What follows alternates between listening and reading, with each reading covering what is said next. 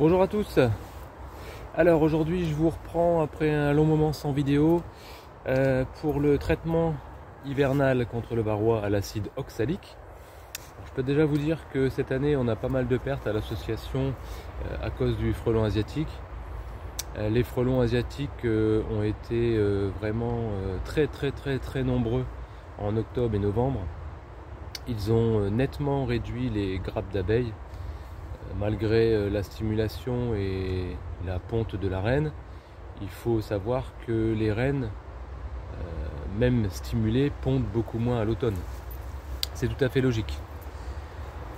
Les naissances n'ont pas réussi à combler le nombre d'abeilles qui ont été capturées par les frelons asiatiques dans les ruchers les plus touchés. Et bon, apparemment c'est un constat général, hein, en tout cas dans la région. Étant donné que les reines n'ont pas réussi à pondre suffisamment pour pallier au manque de butineuses, au manque d'abeilles qui ont été capturées donc par les frelons asiatiques, forcément les colonies ont été fortement réduites. Habituellement, fin novembre, à l'association, nous avons des colonies qui remplissent complètement les ruches, au moins sur 8 cadres, puisque nous resserrons nos ruches sur 8 cadres. Les 8 cadres sont pleins d'abeilles. Cette année, tout au plus, nous arrivions à 6 cadres d'abeilles et parfois 3 ou 4 cadres d'abeilles seulement. Et je peux vous dire que lorsque vous avez une abeille devant une ruche qui est capturée chaque minute, au bout de la journée, ça fait beaucoup d'abeilles.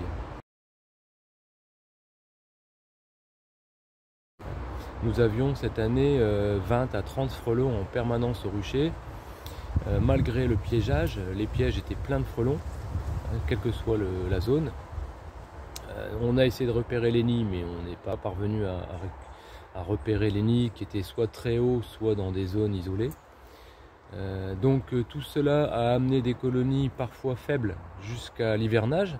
Et puis nous avons eu ensuite un peu plus de 2 semaines de froid relativement intense maintenant, on va dire, pour la saison, parce que ça devient assez rare. Alors c'est très bien le froid, sauf que lorsque vous avez des colonies qui sont faibles, eh bien certaines n'ont pas résisté à cette période hivernale. Voilà. Donc pour ceux qui restent, nous avons ici au rucher d'élevage toutes nos colonies en ruchette. Alors là il fait 7 degrés avec un ressenti à 3, donc c'est idéal pour venir faire le traitement à l'acide oxalique. On est quand même dans le maximum des températures. Moi j'aime bien être autour de 4-5 degrés pour être sûr que ça bouge pas, pour être sûr qu'elle soit en grappe. Mais bon, là ça va le faire quand même, hein. Alors il faudra un petit enfumoir de manière à ce que la grappe reste groupée et qu'elle ne s'envole pas dans tous les sens, et pour éviter aussi de les écraser. Voilà, je vous montre un petit peu la procédure et puis c'est parti. Alors mon acide oxalique, il est dans une enveloppe à bulles, hein, de manière à pouvoir conserver sa température, parce que là je l'ai chauffé légèrement avant de partir et il est tiède. Voilà.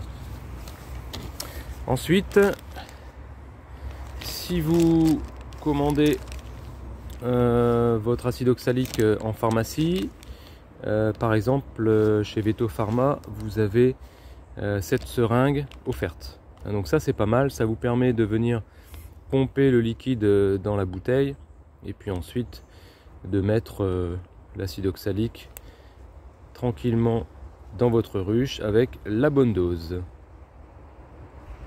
Voilà, une fois que le montage est effectué, voilà, vous avez cette seringue. Alors le dosage, je crois, sera de 35 ml maximum par ruche, et on parle pour une ruche pleine, hein, bien sûr. Et bon, comme en cette saison, rares sont les ruches qui sont blindées d'abeilles, en fait on va plus parler en termes de millilitres par intercadre d'abeilles, et donc ça vous fait 5 millilitres par intercadre d'abeilles, donc par ruelle. Voilà. Alors l'acide oxalique se présente sous cette forme. Voilà, donc moi j'utilise Oxybi. La seringue est prête. Alors moi je la remplis et puis ensuite je calcule 5 ml par intercadre d'abeilles. Voilà. tout simplement. Je vais calculer 5 ml à chaque fois. Alors la manipulation doit se faire normalement avec des gants parce qu'il s'agit quand même d'un acide. Alors après c'est pas un acide qui est très corrosif, hein, donc vous n'avez pas beaucoup de risques, mais bon, je suis obligé de vous conseiller d'utiliser des gants. Et puis lorsque les températures sont un petit peu douces, comme là on est à 7 degrés, ressenti 3 degrés, bon bah forcément vous pouvez avoir des abeilles qui vont vous piquer.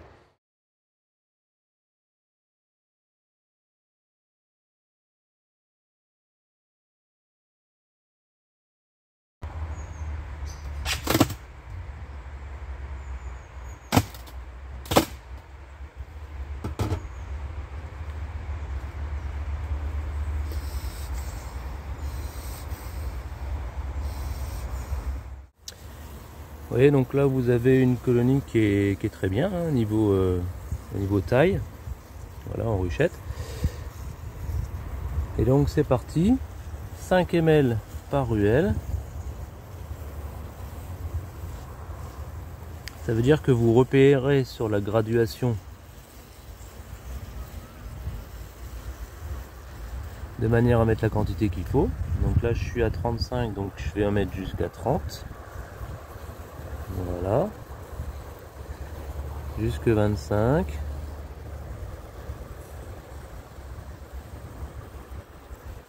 C'est important de respecter le dosage, hein. Et ici jusqu'à 20. Là, il y en a encore un petit peu sur le côté. Voilà.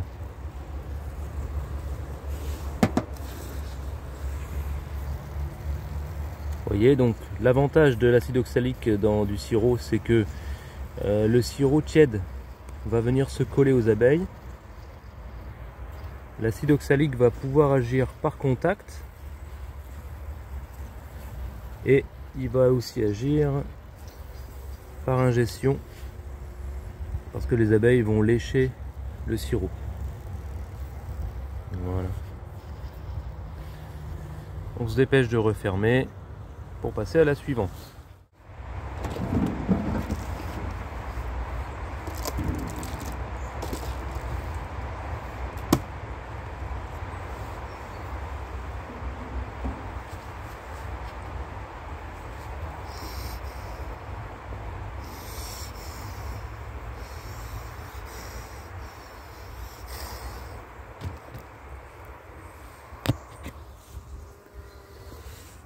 Et les abeilles cherchent à piquer, hein. Quand elles sont dérangées, qu'il fait froid, ça pique.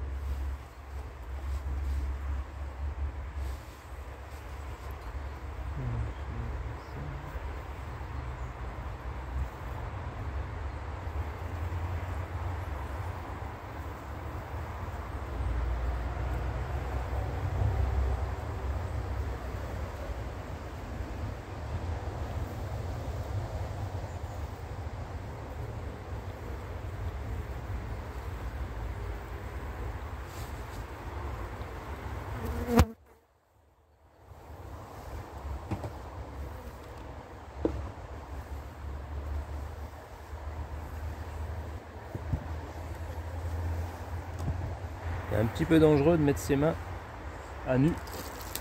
Quand il fait froid, elles sont pas contentes. Et en plus, il fait froid, mais en même temps, il fait assez doux, ce qui fait qu'elles volent pas mal.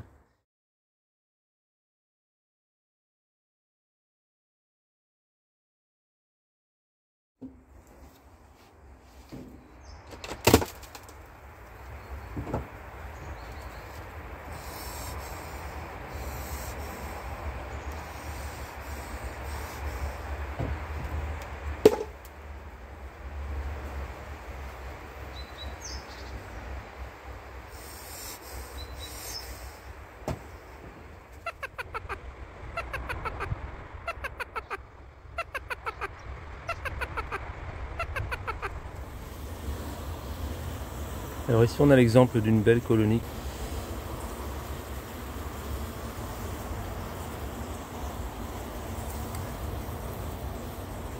Alors elle fait pas mal de bruit. J'espère qu'elle n'est pas orpheline. Ce qui serait tout à fait possible. Comme il y a beaucoup d'abeilles, si c'est le cas, ben on pourra y remédier, mais ce serait dommage. Donc, vraisemblablement, c'est plus parce que je les ai dérangés. Voilà.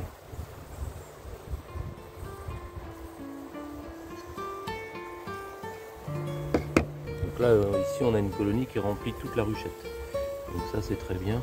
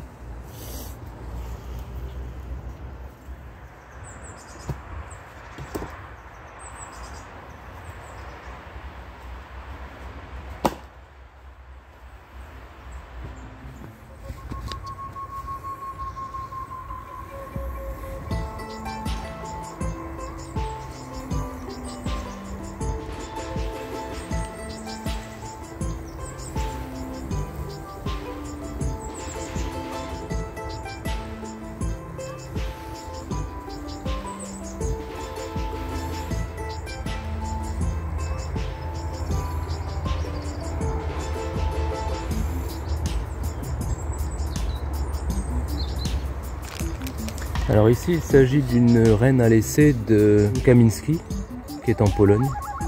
On va voir cette année ce que ça va donner. C'est la première fois que nous faisons les abeilles qui viennent de là-bas. Bon, pour l'instant c'est très bien parti.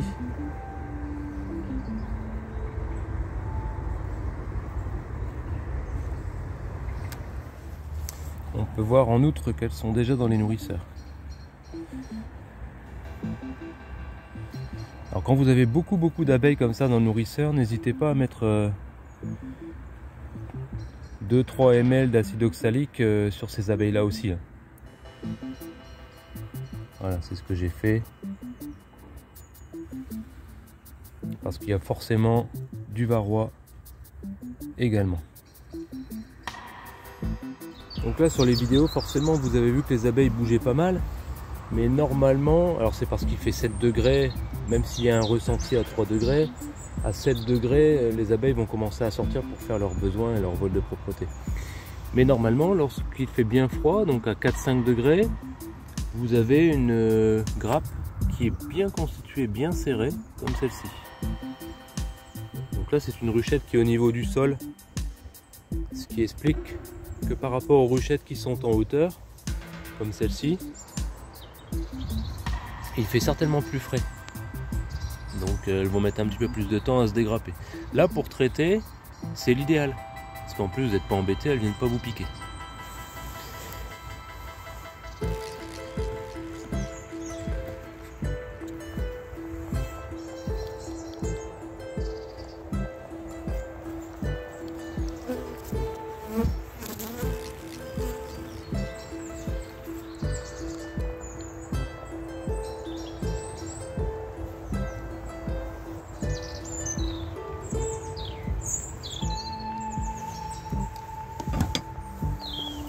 Je vous conseille de faire votre traitement le matin, plutôt vers 8-9 heures, de manière à ce que les abeilles aient toute la journée pour se dégrapper, pour se frotter, pour enlever le sirop, faire leur vol de propreté éventuellement, etc. Et surtout pour qu'elles aient le temps aussi de se regrapper dans le courant de l'après-midi pour être prêtes pour la nuit.